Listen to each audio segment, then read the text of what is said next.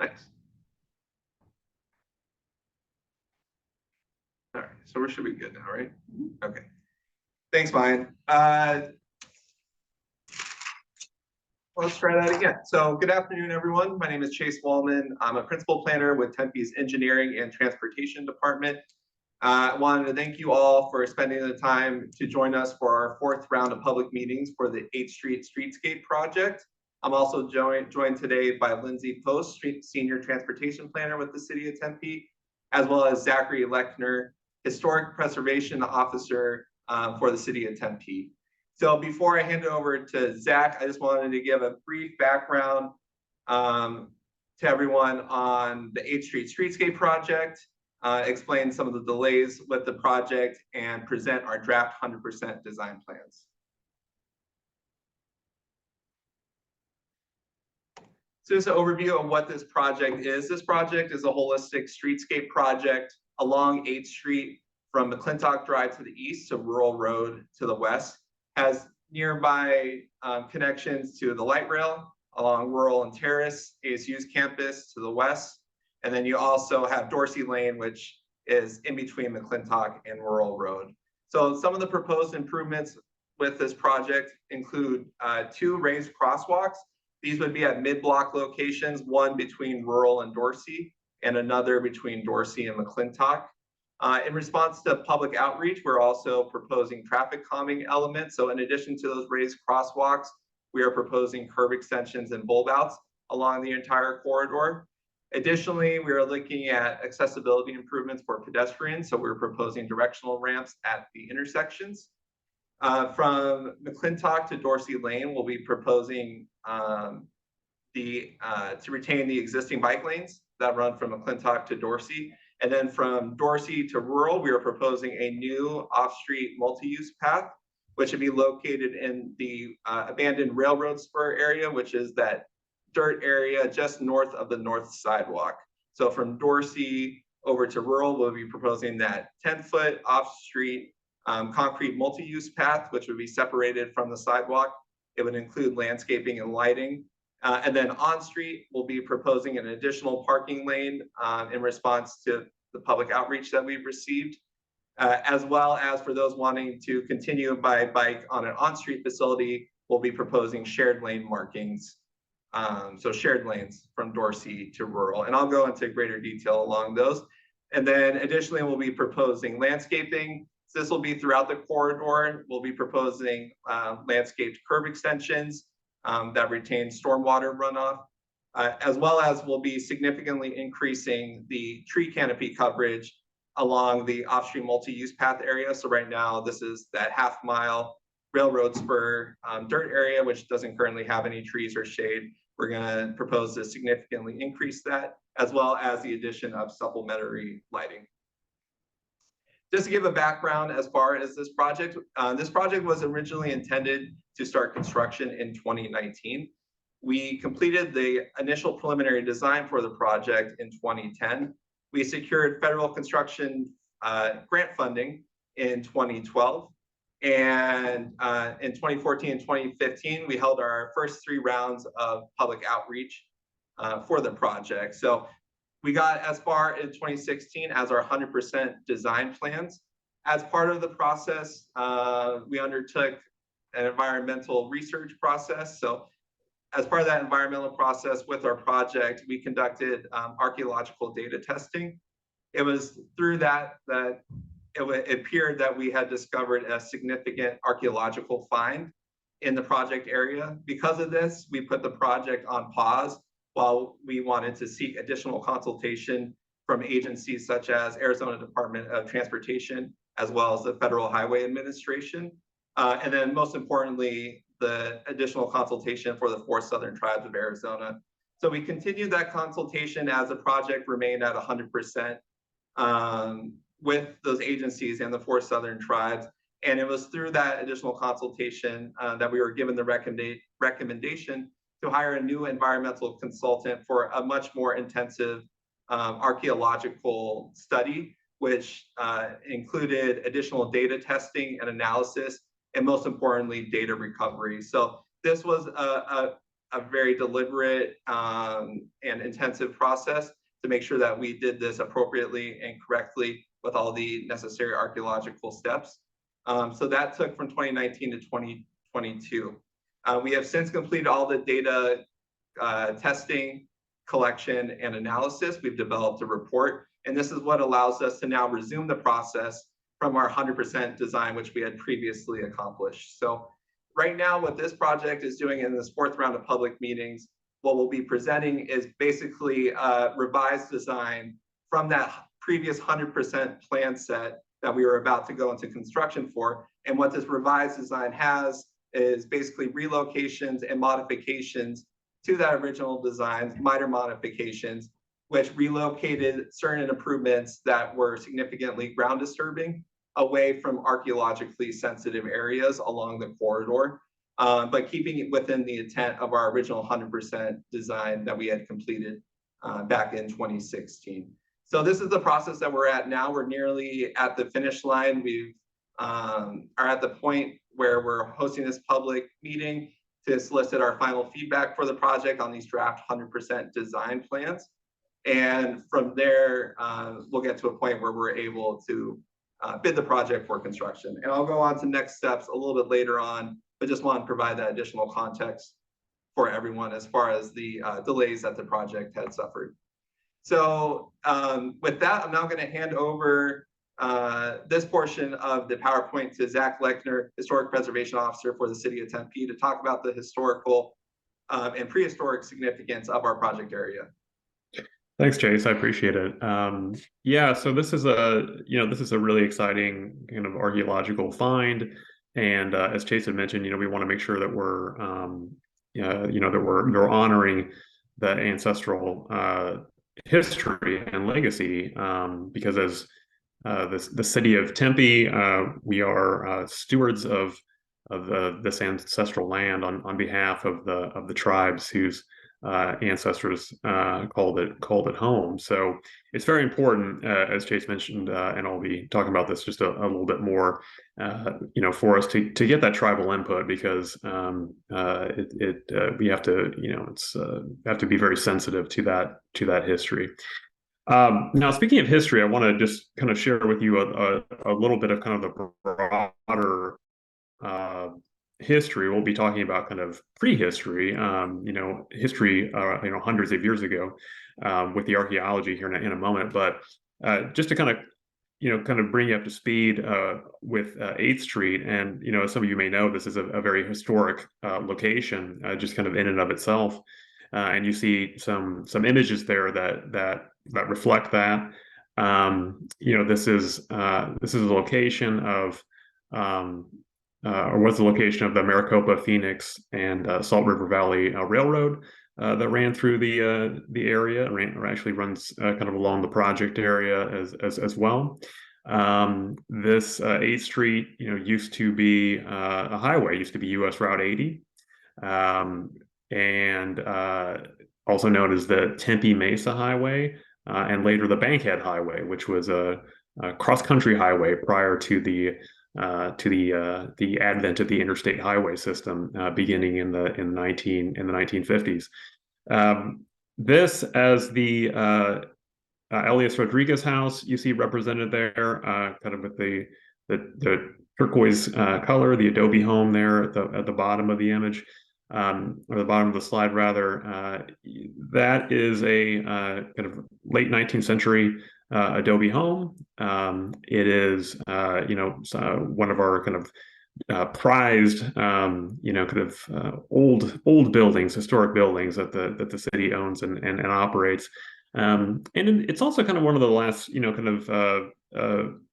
of vestiges of the built landscape of what was in the 19th and 20th century a thriving Mexican American community in this part of Tempe.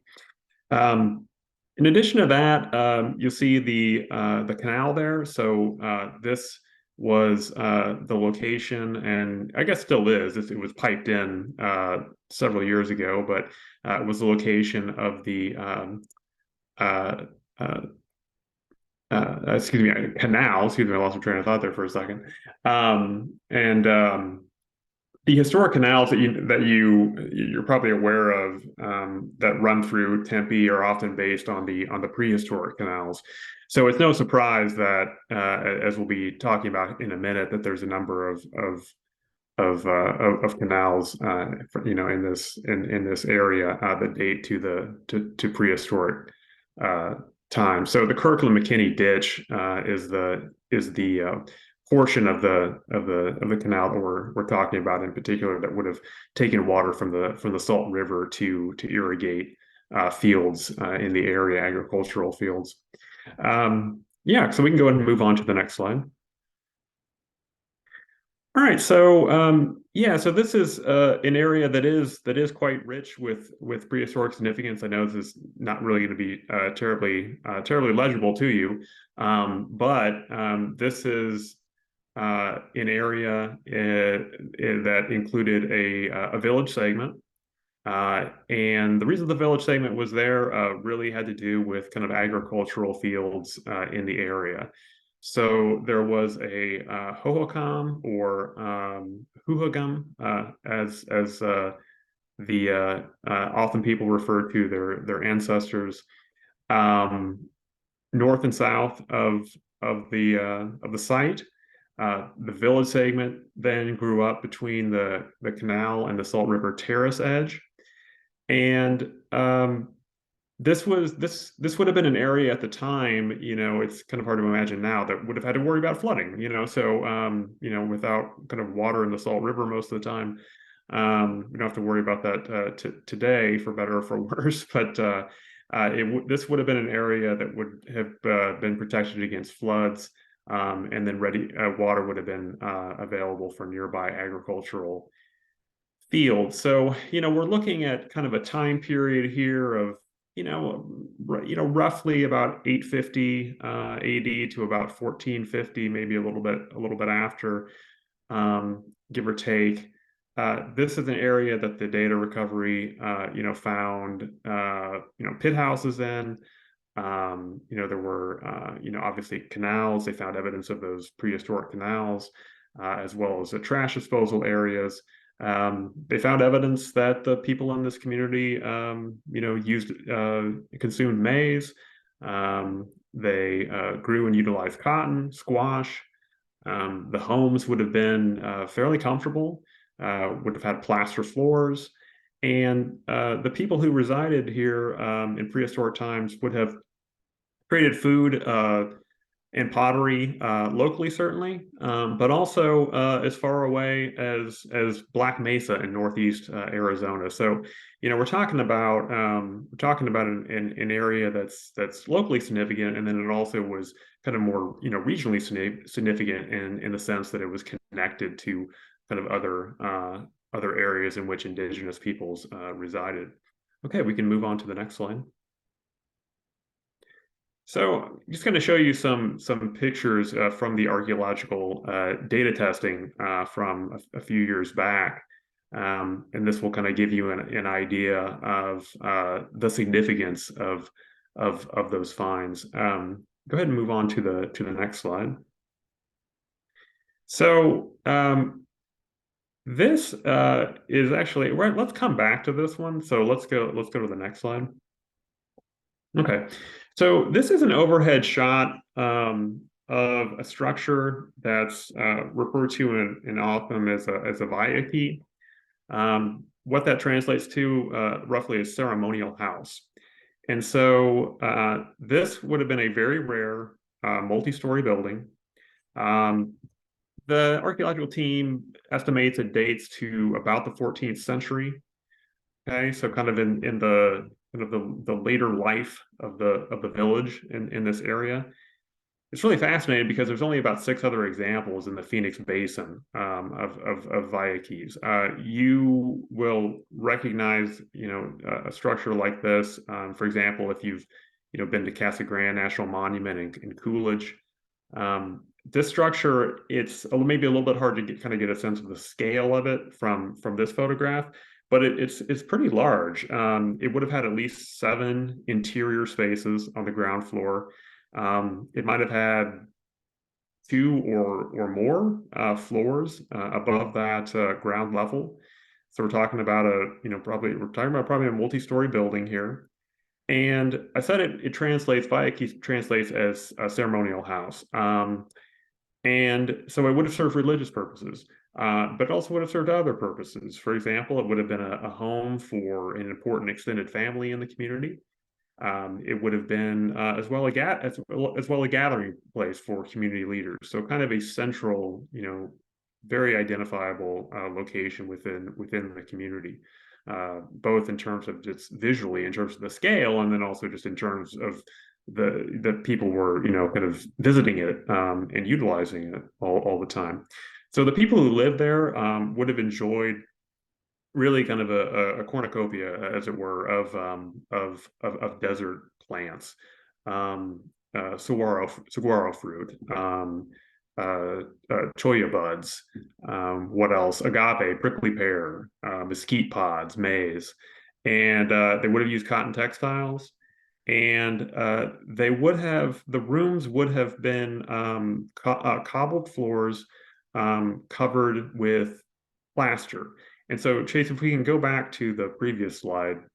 Yeah, so this slide is just really remarkable because what it shows you are the footprints in the plaster of the builders who constructed this Vaiki. So these are the actual kind of foot, imprints, the impressions of people from hundreds of years ago who constructed this pretty remarkable structure. So it's just a really very very visible, very tangible kind of reminder of that past.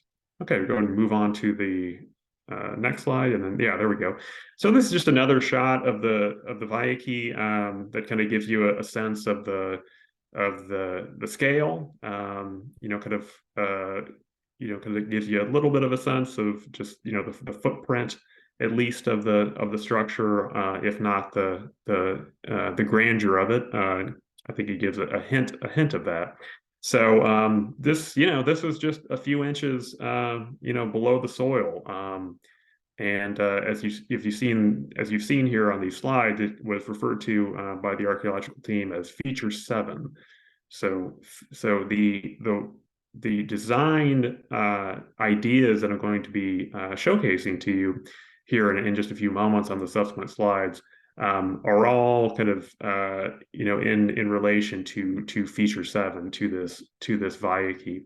So the direction that we received from the four southern tribes in terms of what to do with this kind of amazing structure, now that it had been uncovered, was to preserve it, certainly, and of course we would be interested in doing that anyway. But the tribes directed that the best way to do that was simply to cover it over, just to cover it over and to protect it as best we can.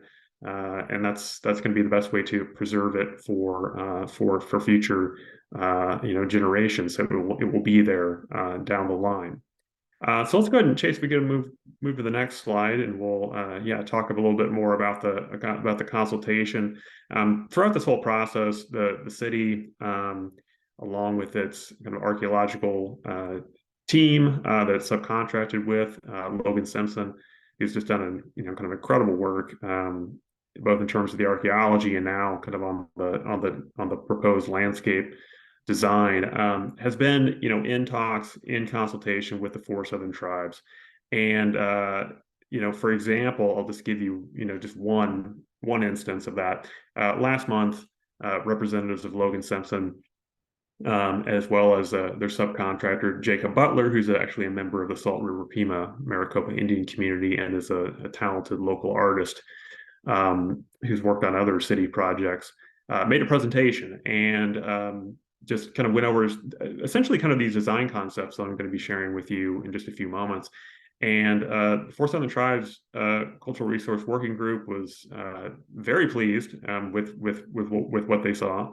And we, of course, the city were very pleased to get that positive feedback. So, with that feedback in mind, we feel confident about kind of trying to proceed, with these design plans. And of course, there could be, necessary tweaks here and there, as funding and other, factors might, mitigate, but or require. But we've kept up that consultation with the tribes, and that relationship is a very good one. That's I think really yielded some kind of great information about this area and why it's so important, as well as ways in which to commemorate it appropriately. So any kind of ground disturbance that will take place as part of the larger kind of 8th Street streetscape project will require archaeological monitoring. So that means that whenever there's ground disturbing activity occurring, there will be a trained archaeologist on site to kind of monitor that activity, to ensure that kind of no additional cultural resources are being encountered. And if they are encountered, then there are specific steps that are laid out in what's referred to as a monitoring plan to make sure that those are treated appropriately. Okay, next slide. All right, so let's talk a little bit about the interpretive elements to this site that are currently being proposed. So first of all, I'm going to talk to you about the spiral mound that is being proposed to go directly over feature 7, or that via key. And this it kind of has a variety of purposes. One is aesthetic, to kind of look nice, look beautiful. The other is, or another is to, represent that ancestral Otham or Huhagam, history. And then the third related reason is to protect this vital feature, that feature 7. So this design element, it consists of a 3-foot high earthen mound, a stone-clad concrete landscape header, and plant materials.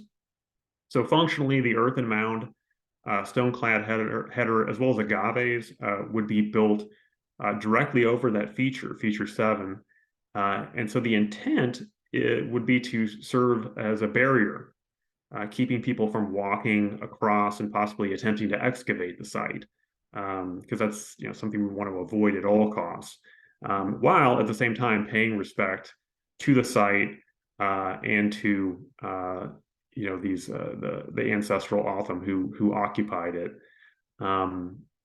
And they'll be doing that by using culturally appropriate plants. So the spiral is an ancient Hohokam symbol. It signifies many things. For example, the spiral was used to track celestial events, like the solstice, like the equinox. It was also interpretive, like kind of a representation similar to the Salt River Pima Maricopa Indian community maze representation of the path of life. And you'll see this symbol a lot in petroglyphs throughout Huagan culture. So the counterclockwise orientation, you probably noticed that, right? So the counterclockwise orientation of the spiral is reflective of the Otham preferred direction of life. So every action is taken with this in mind, whether it's the first steps, walking, that a person takes, or the direction that their dances begin in. Just even to something like the orientation of a conversation in group settings. The Otham, they move to the right, and so this is kind of part of Jacob Butler's design recommendation, is to kind of very elegantly reflect that in the spiral mound design. Okay, Chase, next slide. All right, so we're still here on the spiral mound. You can kind of get a sense of the scale there by looking at the kind of sketched individual there to the right there. The earthen mound and swale construction, it in and of itself is a modern interpretation of ancient Huagam design principles. So the swale collects water from the mound, or this would be the idea. It would collect water from the mound and the surrounding area, and then allow it to percolate into the soil. So more kind of water-loving plants would be planted at the bottom of the mound where the water would be stored in the soil, and then you'd have more arid kind of adaptive plants placed nearer to the top, plants that didn't need nearly as much water. And so from the side, the mound would appear to be terraced. Okay, and two nearby sites, Tempe Butte, you may also know that as Hayden's Butte, as well as Loma del Rio, which is again a Huagam Otham, ancestral Otham archaeological site. Those are both examples of where terraced dry farming was practiced in what we now know as Tempe.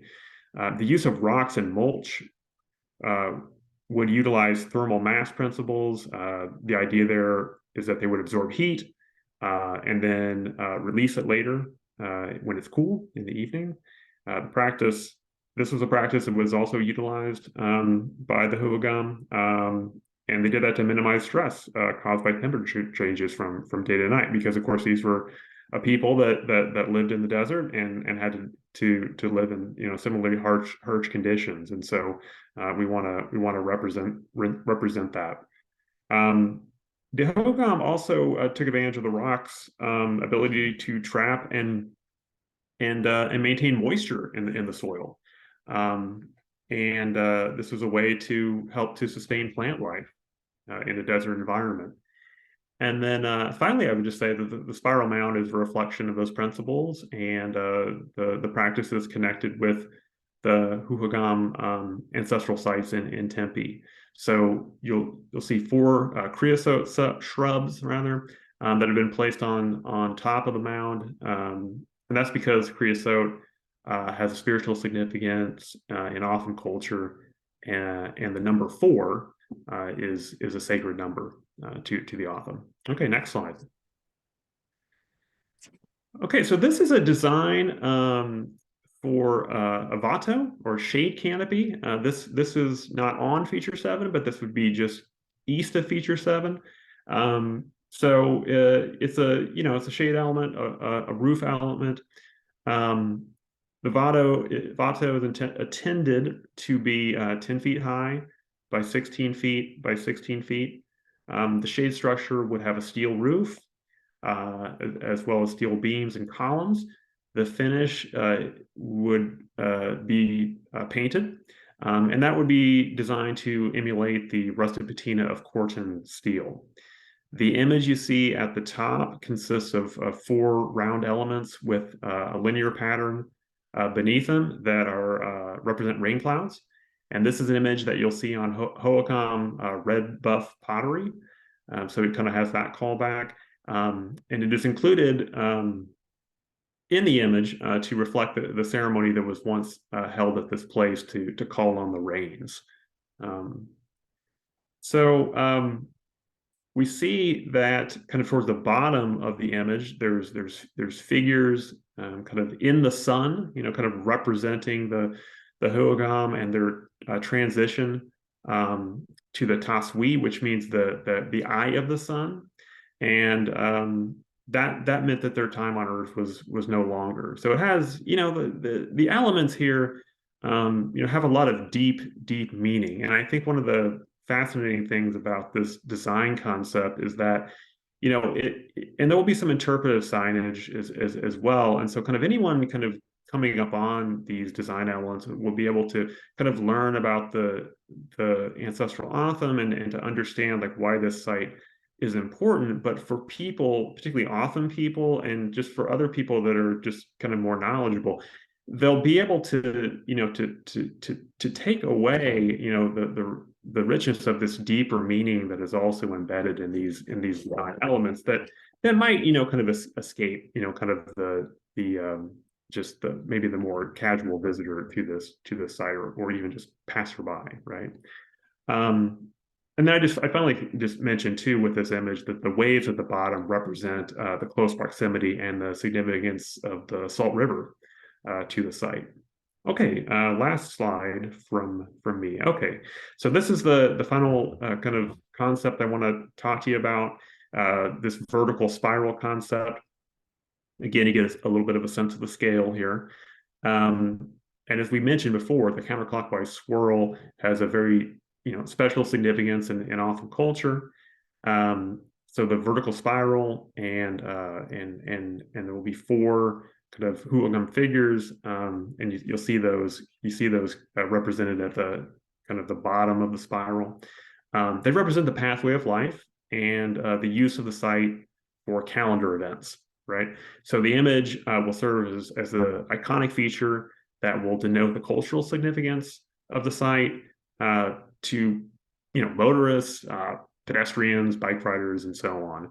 And given the extremely limited area available near the corner of Rural Road and 8th Street, and that's due to existing utilities and railroad tracks, this is intended to be kind of a highly visible symbol, but one that will have a very small footprint, in fact. Okay, so it has that added advantage. In terms of the size, the design currently is that it would be 8.5 feet tall by 7.5 feet wide. It would be made much like the shade canopy or the Vato of Corten steel, rusted Corten steel, and have a 6-inch thick hollow box in section design. Okay, so that's all. I'll let Chase pick up the presentation. Great. Yeah, thank you, Zach. Appreciate all that background. So from here, I'm going to go ahead and go over our refined design based off of all the archaeological work and the minor modifications we had to do to our previous 100% design. So these are showing some precedent images of the proposed improvements around other projects in Tempe. So this left image is showing some traffic calming elements, curb extensions, landscape curb extensions, that are able to retain the stormwater runoff from the street. We'll be proposing that. This middle photo is showing raised crosswalk at a mid-block location. So we'll be proposing something similar with the project. And then the image on the right is showing directional ramps to improve accessibility at our intersections. These images are showing some of the on-street bike facilities. So this is in addition to the off-street multi-use path that we talked about. So this left image is showing standard bike lanes and a parking lane. So this would be indicative of what you would see from Dorsey to McClintock. And then this image on the right are showing shared lane markings. This is where bicyclists would share the lane with vehicles. So that would maintain that on-street bike facility in addition to the off-street multi-use path, which will be running adjacent from Dorsey to Rural.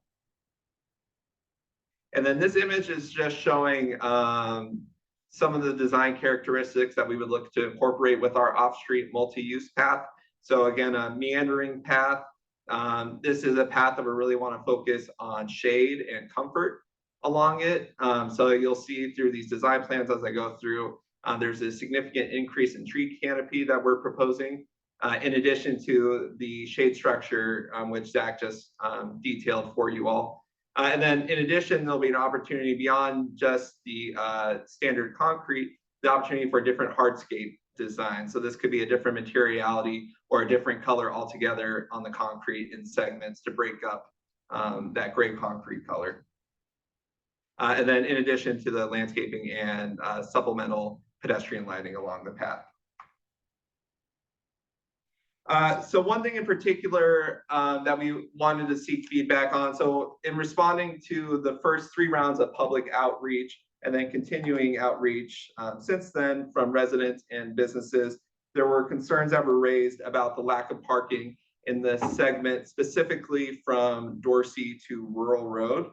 So that's what this image is showing here. In response to that, in our plans from 2016, which we've carried over, we're adding an additional parking lane on the south side of the street. So there will be 2 parking lanes on the north and south side.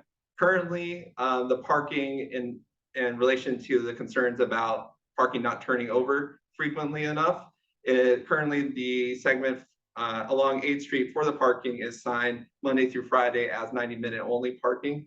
What we're asking for specific feedback from this section from Dorsey to Rural is if there is a desire for paid parking. So that would change the condition from this 90-minute parking that's signed Monday through Friday to a paid parking program. So specifically in the survey, we'll be asking for that feedback on if that change from this parking condition with the 90-minute signs is desired to change to a paid parking or metered parking situation. Now I'm going to take you from Rural Road to Dorsey. So we'll be working from the west side of the project to the east. The image on the top left will be a video of the existing condition. So this shows the bike lanes there today, 2 travel lanes, and then a parking lane on the north side. Again, what we'll be proposing is to add an additional parking lane on the south side, replace the bike lanes with shared lane markings, and then within the parking lanes to have these curb extensions, these landscape curb extensions, which would retain stormwater runoff, as well as provide traffic calming benefits. And that would be in between the parking areas. And then just to the north of there, you'll see our off-street multi-use path, which we're proposing in that dirt area where the current abandoned railroad spur is. So I'll go ahead and work through those videos now. So as we work our way east, you'll see those traffic calming elements, those curb extensions in the green. This is our first raised crosswalk location, and this is at the mid-block area, close to the feature 7 and that interpretive element. As we work east, we'll continue with shared lane markings, and throughout the site, we're proposing to increase the tree canopy significantly. There's different utilities, and again, those archaeologically sensitive areas. So we've had to relocate some trees and some foundations for light poles. As you can see, the path meanders throughout. This is in response to the consultation with the 4 Southern tribes, as well as avoiding some of the utilities and archaeologically sensitive areas. These circles that are noted here, these are areas where we could have different hardscape treatments beyond just the gray concrete. And then this would be the path entrance to Dorsey Lane. All these plan views are also going to be available on our website by 6 p.m. tonight. So we'll go ahead and get these uploaded so you'll be able to zoom in closer. But just wanted to give you an idea with these conceptual illustrations of what we're proposing. So that takes us from Rural to Dorsey Lane. From there, this is where we transition over to much of what the existing condition is today. So we'll have directional ramps. Those will be new. In addition, we'll maintain the parking on the north side of the street as it is today. And we will be incorporating those curb extensions along the north side where feasible. So we're not seeing all of this in this video yet. There's still more that will be available along that roll plot that you can view this evening. But this is another raised crosswalk location. This is in the area of Creamery Park. So we'll be providing for a high visibility raised crosswalk to get users over from the south side of the street over to the Creamery Park area. And again, this is just maintaining the parking along the north side of the street with intermittent traffic calming elements, these curb extensions, and bike lanes, which continue all the way to McClintock Drive.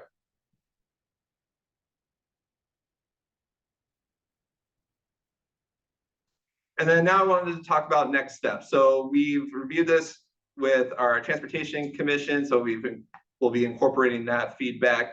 And then we'll be holding another public meeting with all these same materials this evening at 6 p.m. It'll be an in-person meeting at the Envision Center near the project area. And as I said before, we were nearly at the point of starting construction that would have took place in 2019. We've done the significant archaeological work and additional consultation. We're now at the point of the project where we're able to get it to basically the finish line. So resume from that 100% design. We're refining the design currently. So what we anticipate is that we will gather this final public feedback that we get from this round, this 4th round of public meetings, and we will complete the design in March of 2024. That will get us to a part of the process where we're able to bid the project for construction, and in which case we would anticipate construction starting in the later fall of 2024. And with that, I included a link to, and it looks like the link is also included into the chat. So this is the project survey. It's going to be available for the next 2 weeks. So we encourage you to share with as many people as possible because we want to receive as much public outreach as we can with the project. So that survey is going to be available at tempe.gov/forum. These project materials, as I said, they will be available by our evening meeting, the 6 p.m. meeting, available at the webpage, which is going to be tempe.gov/8th Street. And that way you'll be able to look at these plan views and zoom in a little bit closer to our proposed improvements, as well as get another look at the interpretive elements or share a recording of this meeting. They'll all be available at tempe.gov/8th Street.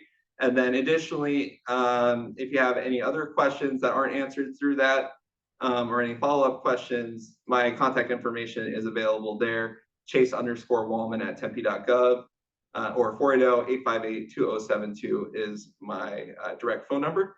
And then again, another reminder, if you haven't already, we would appreciate self-ID survey, which is available at tempe.gov/neighborhood survey. And then with that, I'll go ahead and open it up to Mayan and our question and answer period, if anyone has any questions. But thank you all for taking the time to review the 8th Street Streetscape project. Thank you, Chase, for a great presentation. If anyone has any questions, please add them to the chat box or take yourself off of mute or raise your hand. Right now, I'm not showing any in the chat box.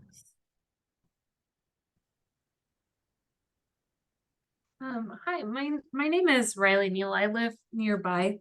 I was just wondering what the thought was behind removing the bike lanes from the portion between Dorsey and rural. Mainly my question is because I do a lot of walking in the neighborhood and specifically along that segment. And I frequently already get nearly run over by bicyclists, like on a almost daily basis. So I definitely have concerns that the shared lanes are going to further discourage bicyclists in the area from staying off the sidewalks and, you know, cause a lot more problems with pedestrians than even currently already exist. Yeah, and thank you, Riley, for making that comment. So what we're proposing and what the thought is behind that, we're responding to the outreach that we've heard from the businesses and the public that we're concerned about overflow parking into the neighborhood, as well as a lack of parking in that segment specifically. That's why you see the addition of the south side parking lane. And this is also because we are providing for that other facility for bicyclists to use. So we're going to maintain on-street bike facility through shared lane markings. We'll be maintaining the existing sidewalk that's there today for pedestrians.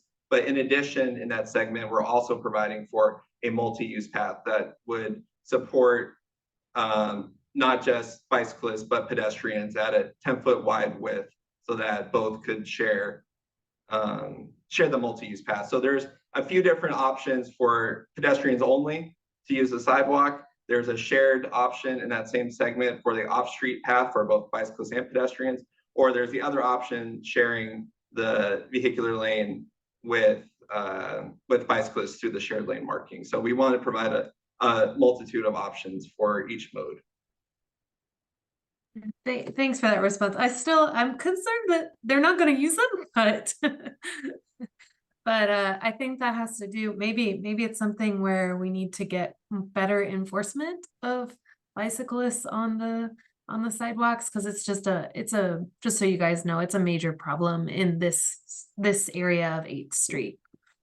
Yeah, and thank you for that comment, Riley. I think something that could support that as well is maybe through additional signage marking the off-street multi-use path facility so that they're not sharing the sidewalk. I think with both of those options there, the multi-use path will likely look like a more comfortable facility than just the 4-foot sidewalk when you have the 10-foot wide path with the landscaping and lighting, but it is providing the additional options. But the comment's definitely well noted, and see how we could support directing users to those different options. And then a question coming from the chat box. The original design concept had a double row of trees along most of Dorsey rural section. Is the single row now shown a result of the archaeological findings? My concern is the trees shown are on the north side of the path, which won't provide as much shade. Yeah, thank you for that comment. So that is indeed one of the revisions that had to be made. And this is still in progress as we receive the final comments back from utilities. But additionally, we had to relocate the trees in those archaeologically sensitive areas. Between that and the offsets that are required by some of the underground utilities, those needed to be revised, those locations. So wherever possible, we were going to put those trees on the south side. Where you see it on the north side, that's the only location for the trees in that area. So you'll see in some of the areas, the path actually has to meander to the south, which eliminates some of the potential planting area as well. And that's due again to the avoiding and protecting in place some of those archaeologically sensitive areas.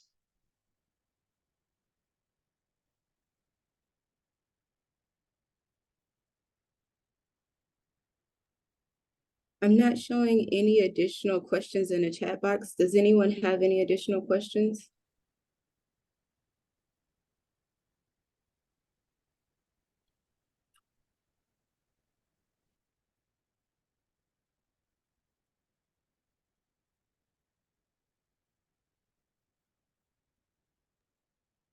Well, Chase, if that's all, I think we're good to end this meeting for today.